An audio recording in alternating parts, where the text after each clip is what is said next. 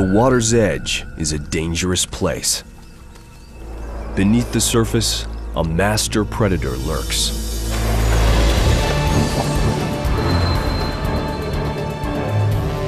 He's a killer, 100 million years in the making. The Billabong King, a saltwater croc surviving in a harsh, changing world.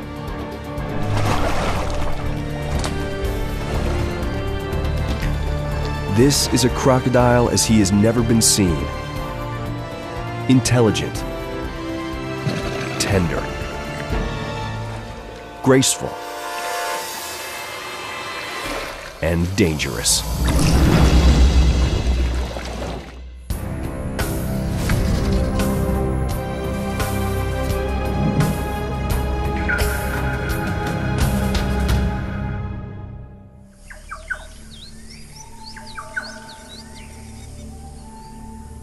Dawn, Australia's Northern Territory.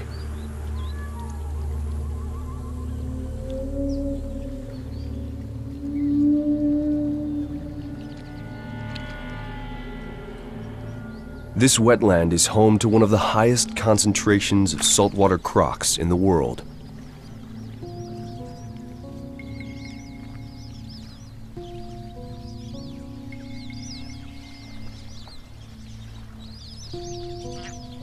During the wet season, it's a fertile gathering ground for all manner of thirsty creatures.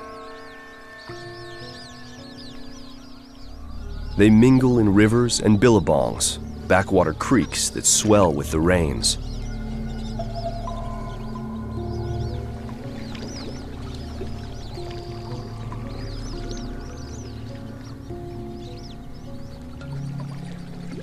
The ducks and geese play a numbers game, seeking safety in the crowd. But to the crocs, any individual would make a tasty meal.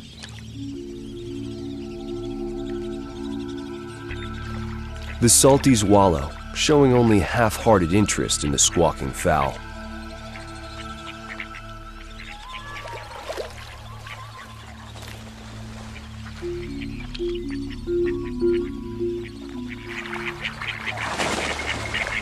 Feeling safe, the ducks focus on their own displays of dominance and bravado.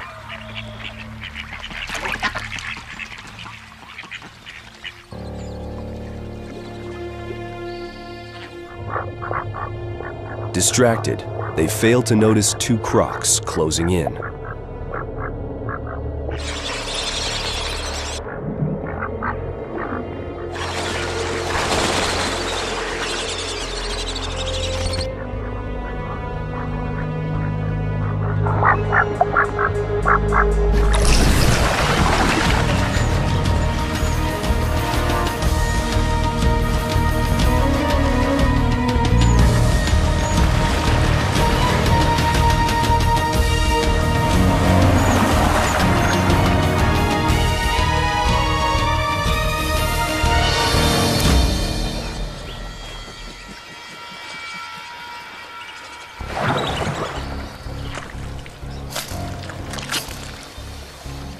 This meal is too small to share, but the victorious croc is not home free yet. A bigger beast has seen her kill.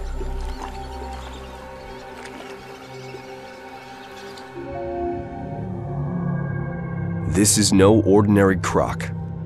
It's the Billabong King, a battle-tested 5.5-meter male who dominates these waters.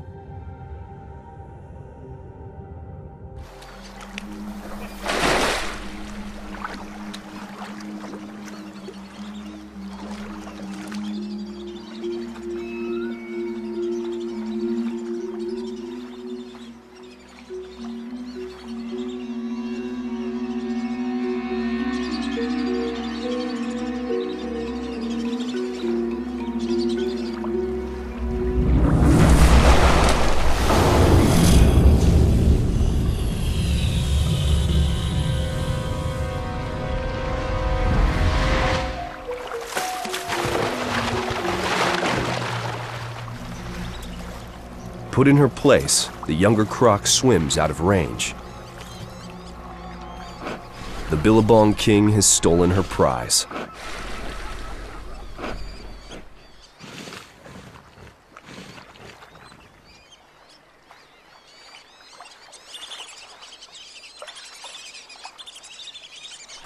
The king prepares to swallow his tasty morsel. But before he can eat, his young rival returns.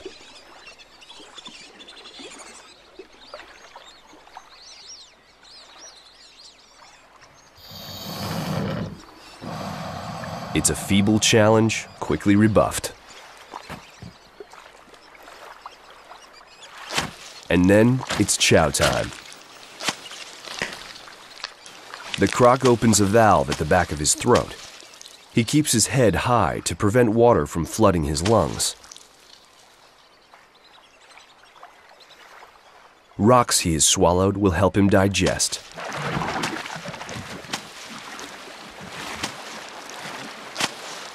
As the dominant salty on this stretch of river, the Billabong king sits firmly atop the predatory food chain.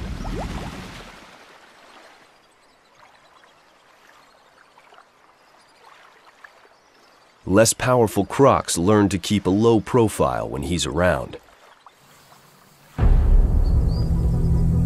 The king makes his home in the brackish waters of Australia's coastal floodplain.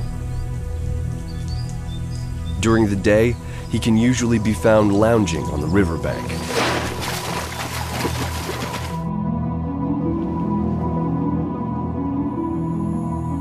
But others of his species venture further inland, to the shores of freshwater streams, or surf ocean waves many kilometers off the coast. Saltwater crocs range throughout the lowlands, from India to the northern coast of Australia. They thrive during the wet season, when water and food are easy to find.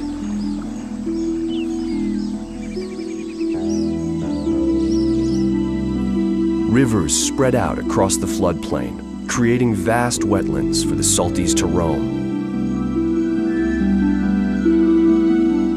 In a few months, the water will dry up, leaving baked earth and hard times. But for now, it's a land of plenty.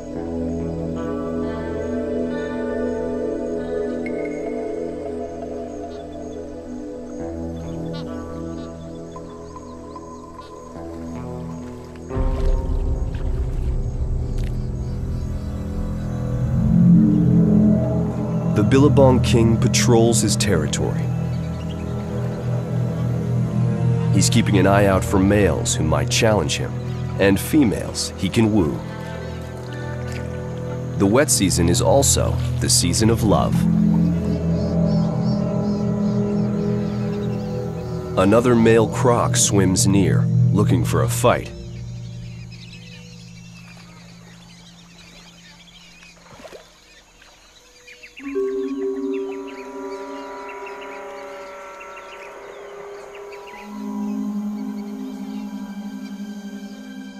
The Billabong king turns as the challenger circles him, each trying to size the other up.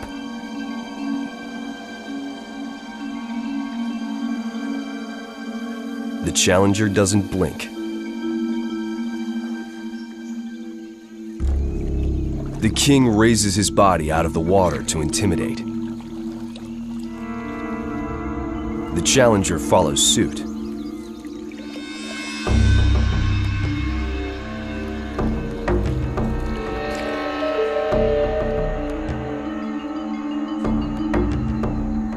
So the Billabong king is forced to engage.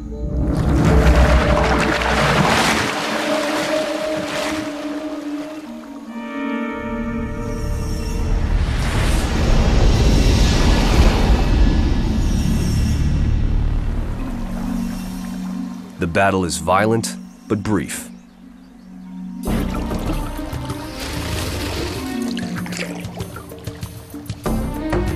The idea is to dominate without risking injury. A raised snout from the challenger signals surrender.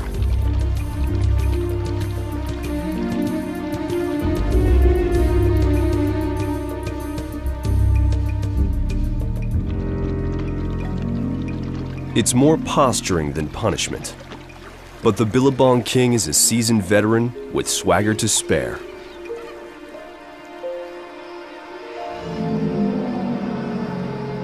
Victorious, the king quickly turns his attention to more amorous matters. He's heard the deep rumblings of a female nearby. During the mating season, male crocs travel great distances looking for females.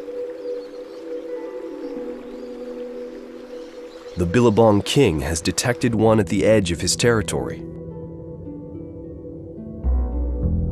She is one of many he will mate with over the next few months.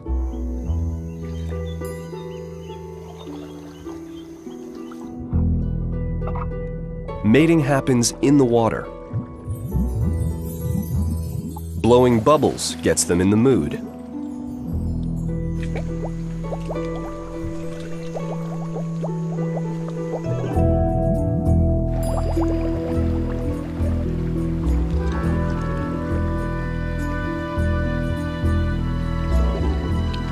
When the time is right, the female raises her snout in submission. The king quickly approaches.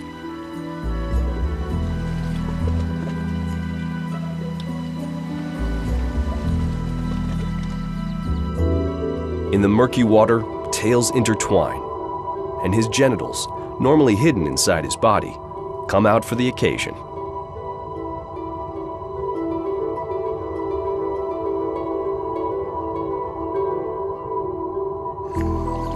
The two may mate several times over the next few days.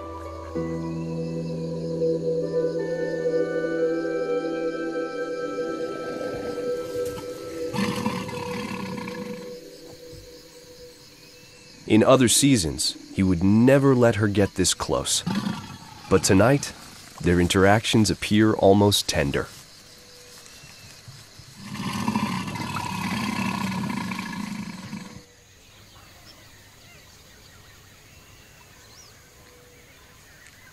Not long after the Billabong King leaves, the female must start thinking about a nest.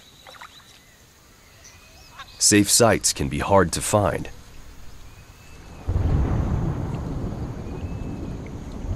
She's looking for a spot close to the water, but high enough to stay dry.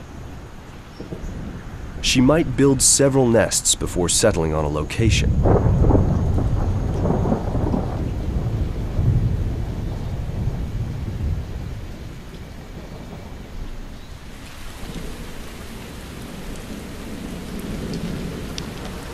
Flooding will pose the greatest danger once her eggs are deposited.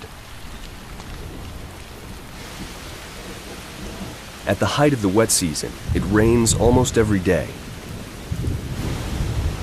Dry ground can become submerged riverbed in a matter of hours.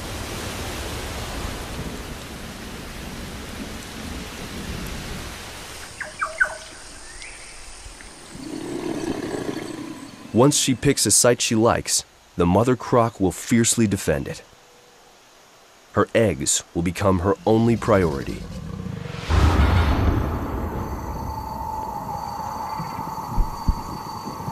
About 6 weeks after mating, she's ready to lay. An infrared camera reveals her labors in the pitch-black night.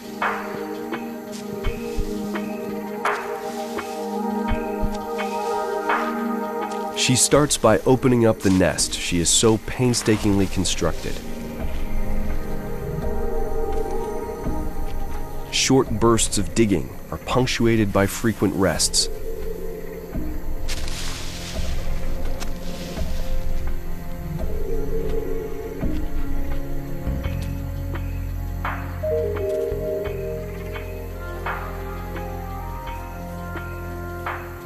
She's a big crocodile and can lay up to 80 eggs. Some have been fertilized by the Billabong King, but other males have mated with her as well.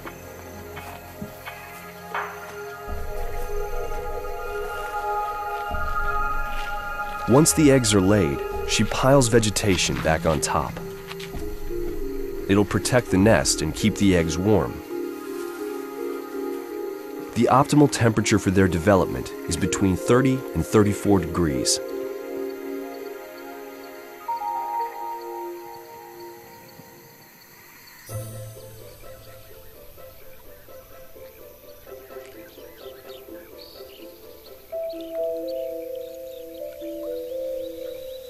It's morning in the Billabong. Many animals are up and about. The cold-blooded crocs are lounging in the morning sun.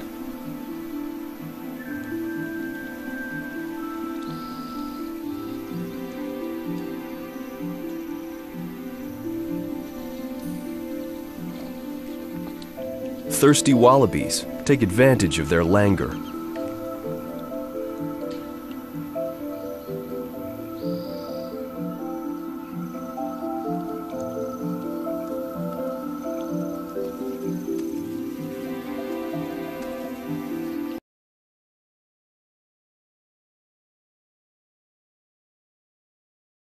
But they're not great hunters on land, where their prey can see them coming.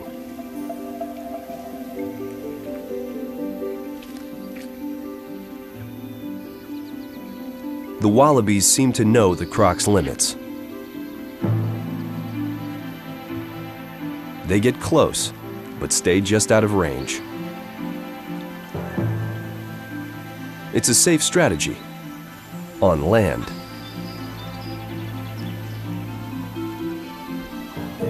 In the water, the Billabong king is out looking for a meal.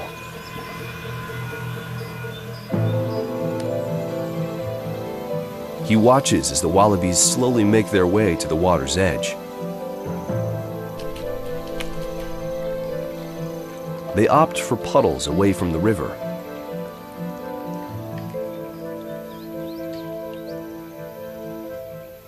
Or search for spots that seem too shallow for a croc to lurk.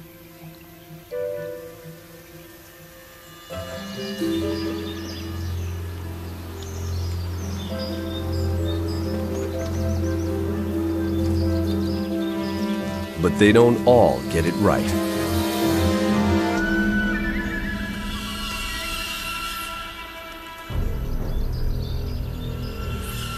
The king sights his prey from a distance, then begins his stealth attack.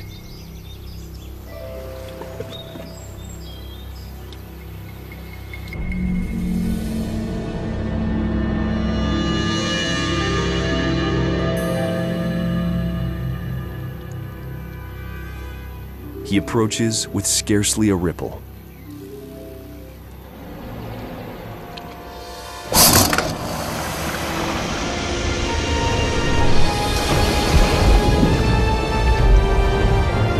With a strike speed of more than 12 meters per second, he gives his victim no time to react.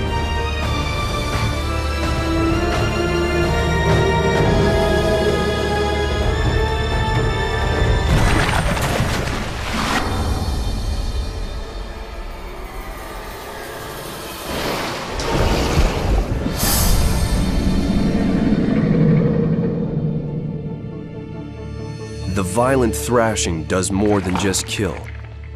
It breaks the wallaby's body into bite-sized chunks that the crocodile can swallow.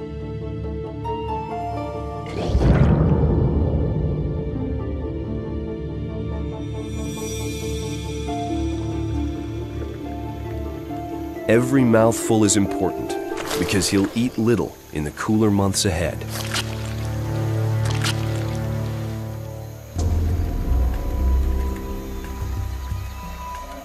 As the Billabong king fattens himself up in the river,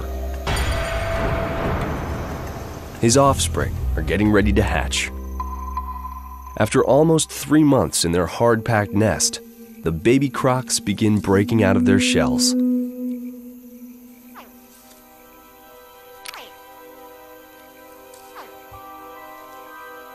Temperature variations in the nest have determined whether they will be females or males.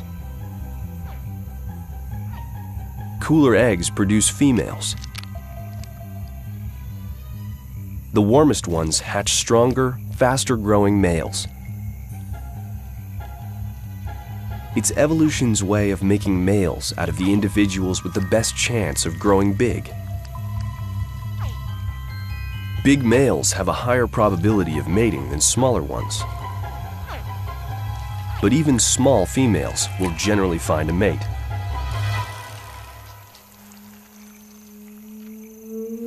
Remarkably, nature has found a way to select for size and strength in the males, even before they are born.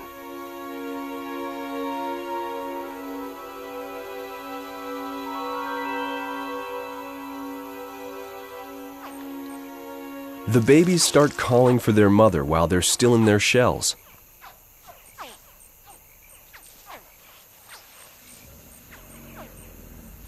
They'll need her help to get out of the nest, which is hardened into a rigid cement-like fortress.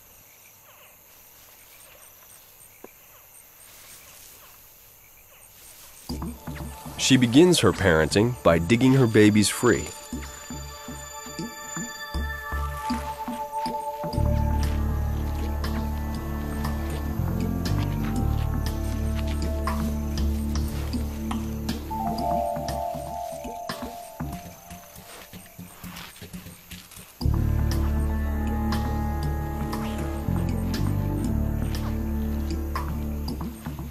But the job gets harder from there. Using her mouth, pointy teeth and all, she must ferry them from the nest site to a safe spot in the water. The hatchlings are not easily corralled. Prudently, their instincts lead them away from other animals' jaws.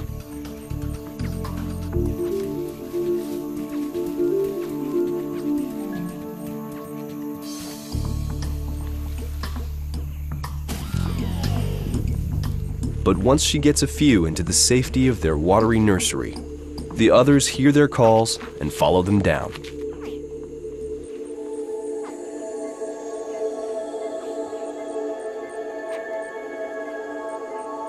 In the water, the hatchlings will primarily fend for themselves.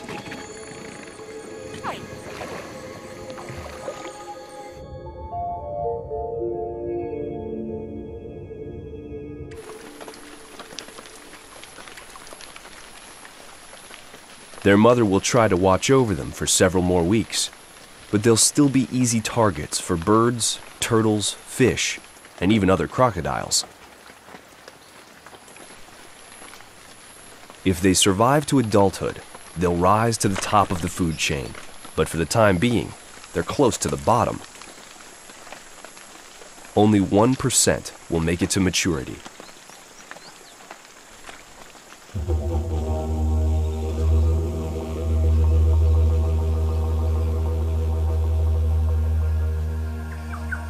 It's now May in Australia, the beginning of the dry season. The weather has gotten cooler, and the crocs are becoming less active.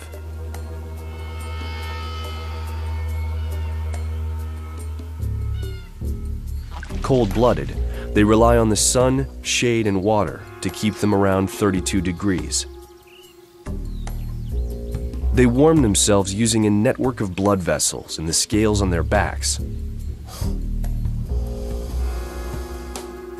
As the sun hits the scales, it heats their blood. It's an effective system, but slow. A croc as big as the Billabong king has to worry about his head overheating as his body slowly warms.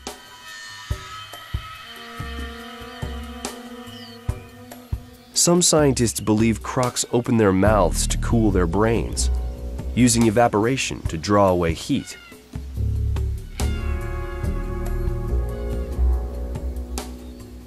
Or they could just be showing off their teeth, warning other crocs to keep out of their way.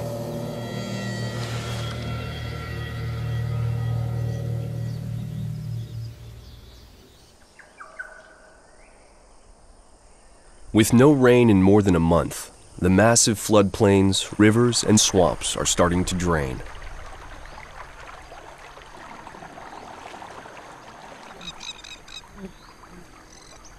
Water levels drop, and crocs must relocate. The Billabong king retreats to his dry season haunts.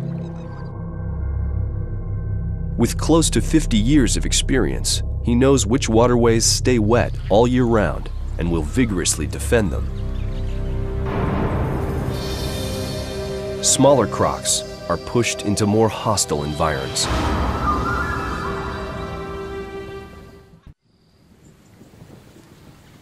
Australia's dry season is a dangerous time for baby crocs.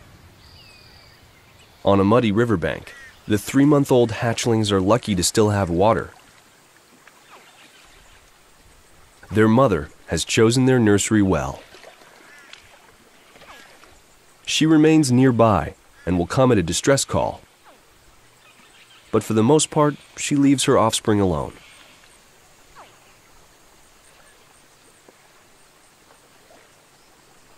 The hatchlings rarely venture onto land, where they can easily be picked off by predators. But the need for food breeds bravery, and they do make incursions ashore in search of crabs, insects, and other small creatures. A black-necked stork has a similar diet, with one added delicacy: the young crocs themselves.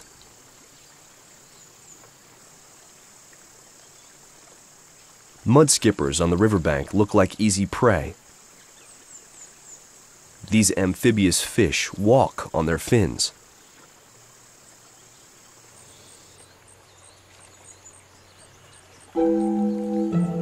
The hungry hatchlings find them impossible to resist, but difficult to catch.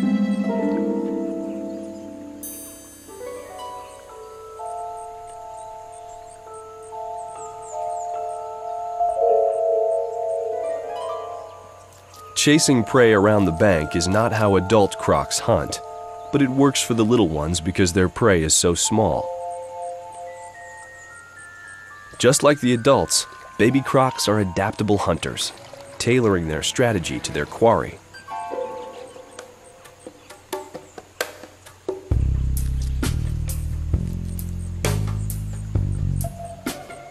Today, there's an opportunity for crab.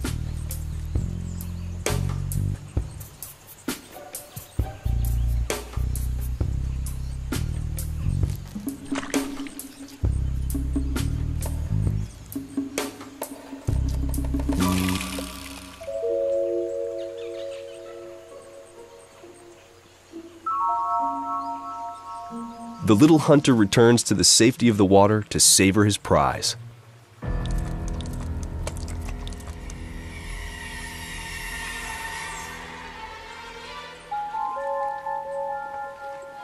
Unfortunately for his siblings, he's not the only one out hunting.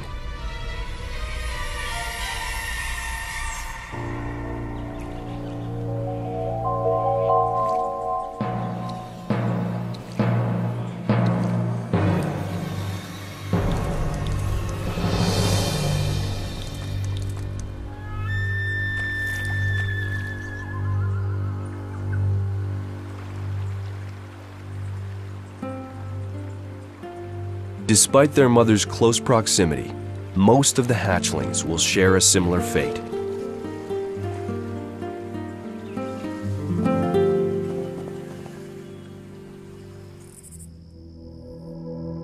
As the winter progresses, the floodplain continues to dry out. Rivers and ponds transform into vast expanses of parched earth.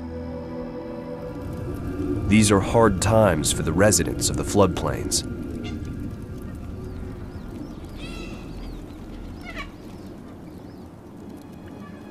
This dingo mother is showing the strain. Her prominent ribs herald a scarcity of prey. A croc hatchling would be a welcome meal. The dingo is not the only hungry mom. The mother croc has eaten little while guarding her young in the shrinking pool. She spends most of her time underwater, where her heart slows to only a few beats per minute. She can stay submerged for an hour or more.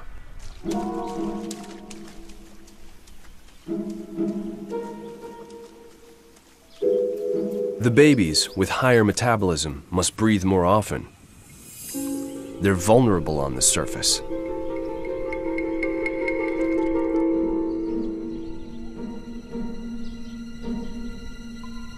But then again, so are those who would hunt them.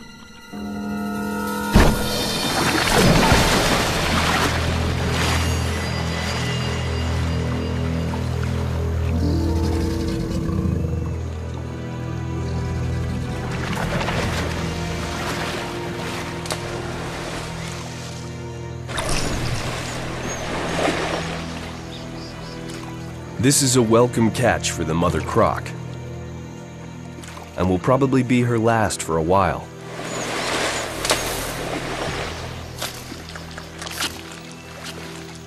As the weather gets cooler, big salties stop eating.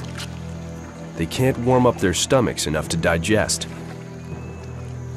They can live without food for months, but as the water disappears from the floodplain, many crocs will face an even more severe test of their mettle.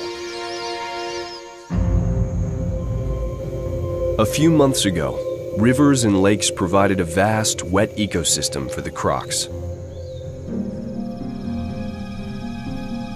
But as the waters subside, their habitat shrinks. Luscious channels become grass and dirt. The last muddy pools become crowded oases.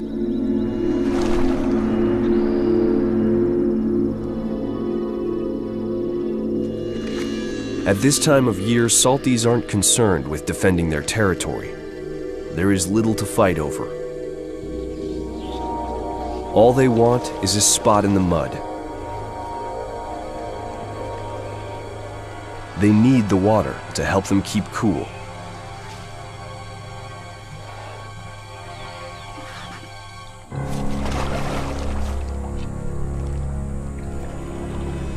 But as the pools dry and the crocs crowd closer and closer together, tensions do rise.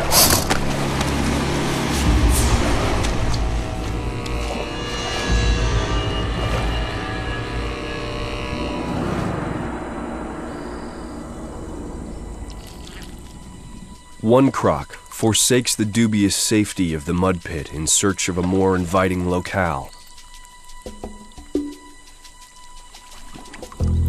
He sets off during the cool of evening, hoping to find another pool before dawn.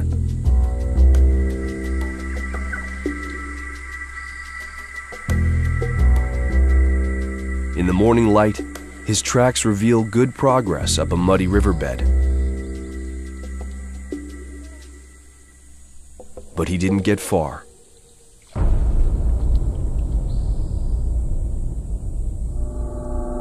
With no water in sight and no protection from the sun, he won't last long.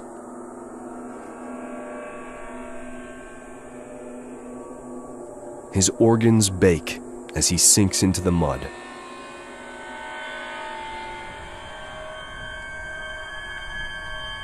The long dry season is taking its toll.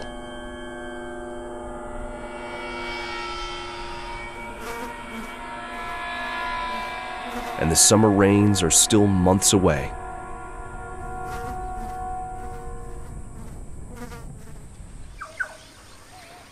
The Billabong King is much better off.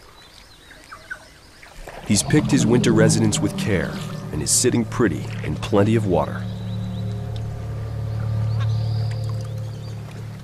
His half-century of experience is serving him well. He knows just how to survive the harsh dry season and keeps the cooling waters all to himself. He also knows a secret only a few other crocs know. A secret that will get them on the move. For the informed few, it will provide some welcome relief from the hardships of the last few months.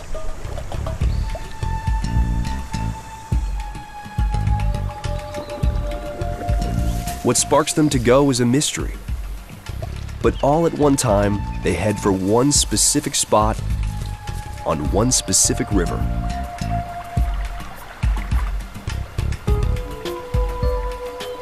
Crocs have been known to travel more than 100 kilometers to get where they're going. The Billabong King makes his journey with his usual languid grace. Others have to cross dry ground on their trip. But they seem to know their way and take care to avoid overheating.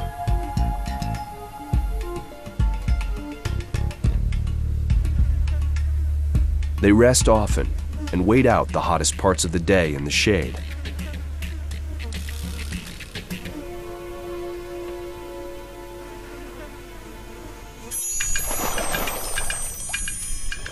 One by one, the salties arrive at the site. Gathering near a small man-made dam, their numbers grow as the day goes on.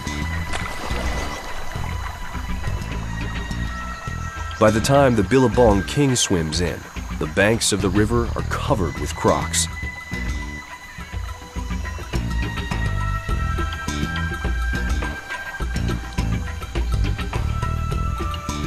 This special group is about to reap the rewards of their knowledge.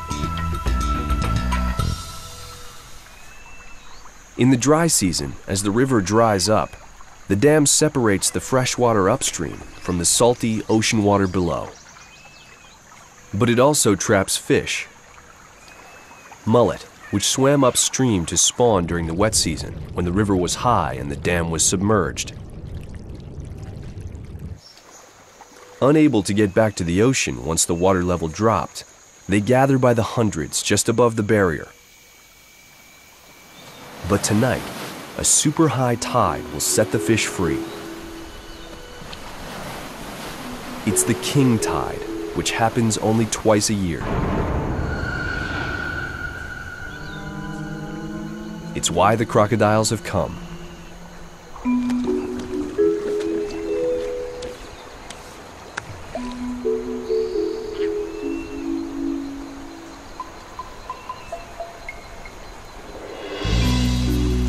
As the rising tide rushes over the dam, the mullet fight against it to get back to the ocean.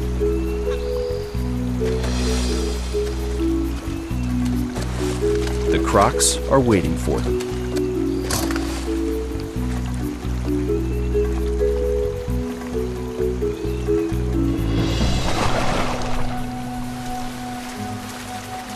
Like bears stalking salmon, the salties hunt with minimal effort. They wait with their spring-loaded jaws agape, ready to snap shut at the touch of a fish.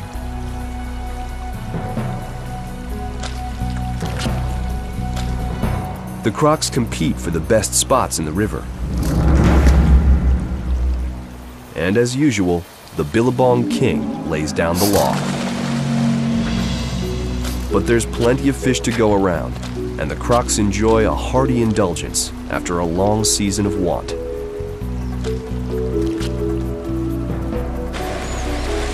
From their tracking of the tide to their unusual fishing tactics, the croc's mullet hunt is a surprising display of intelligence for creatures generally thought to be driven by primitive instincts alone.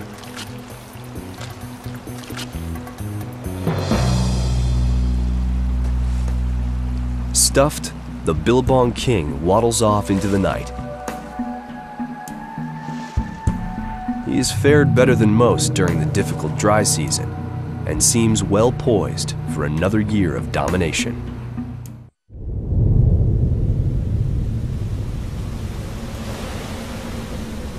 January. The rains finally return, bringing much-needed relief to the parched earth.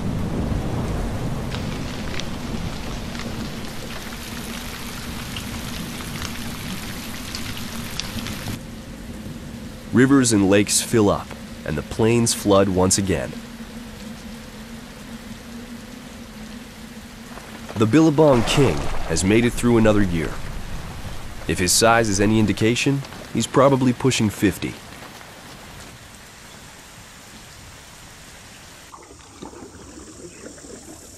But despite his decades of success, he's only as powerful as his latest conquest.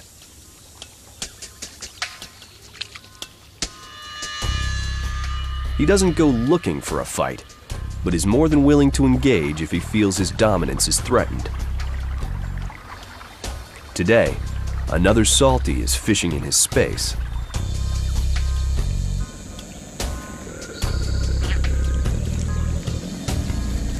It seemed like a minor infraction, but the intrusion raises his ire. The Billabong King will flex his muscles.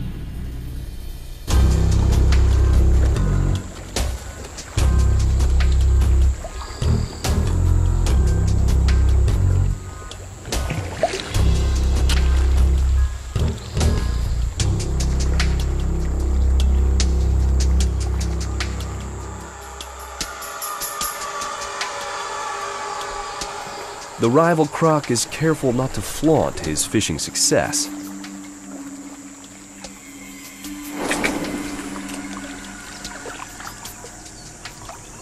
He takes his meal quickly when the king's head is turned.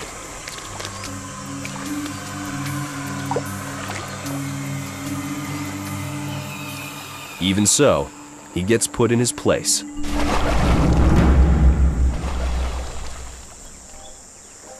As he has done countless times before, the Billabong King establishes his supremacy without much of a fight.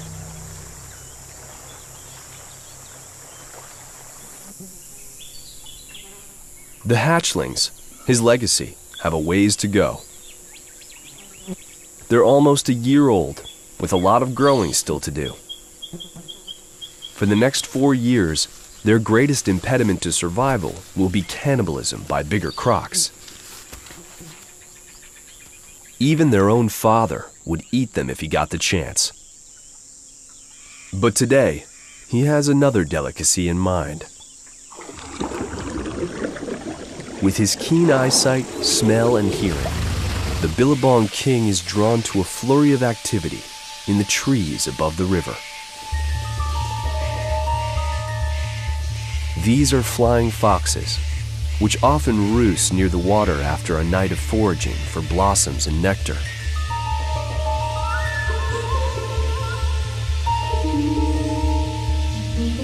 The nomadic bats travel hundreds of kilometers, and their colonies can number in the millions.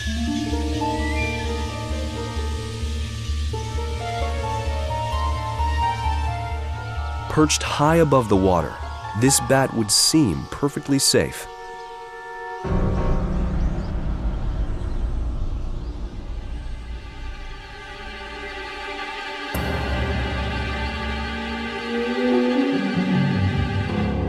But this croc has one more unique talent. Wielding his mighty tail with tremendous force, the Billabong King propels his body 2.5 meters in the air.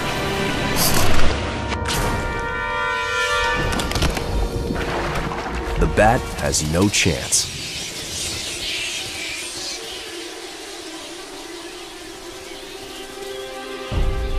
It's a stunning display of agility for the 1,000-kilogram croc.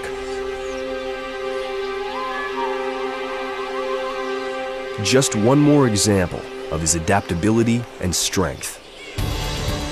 A testament to his longevity and success. Year to year, he rises to every challenge, adapts to his environment, and cements his reign.